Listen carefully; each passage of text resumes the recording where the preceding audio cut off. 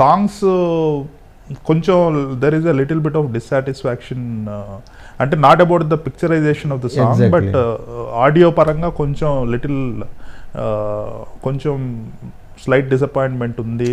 అంటే first song అలా ఉంది, తర్వాత శరత్ చంద్రకి అందరికి బాగానే నచ్చింది. దాని తర్వాత మొన్న అంటే ఈ సినిమాలో సాంగ్స్ పరంగా తక్కువే ఉంటాయండి. అంటే ఇది ఆ kind of commercial kind of song cinema కాదు, కమర్షియల్ సినిమానే, బట్ ఆ టైప్ ఉండదు. అంటే లవ్కి ఇంపార్టెన్సు అలా వెళ్ళే సినిమా అనమాట. అందుకని కొంచెం సెటిల్డ్గానే ఉంటుంది. ఇప్పుడు నాచే నాచే సాంగ్ వస్తుంది, అది చాలా బాగుంటుంది. డెఫినెట్గా అది నార్త్ని ఊపుతుంది. అది 3rd రిలీజ్ చేస్తాం. Okay, that will be the last song. ఇంకోటి ఏమన్నా రిలీజ్? లాస్ట్ సాంగ్ ఇంకో సాంగ్ ఒకటి ఉంది, అది బ్యాక్గ్రౌండ్ సాంగ్, థీమ్ సాంగ్. అది బిఫోర్ రిలీజ్, అది రిలీజ్ చేస్తాం. ఓకే, సో నాచే నాచేలో hero with 3 heroines, 3 heroines dance చేస్తారు, చాలా బాగుంటుంది అది.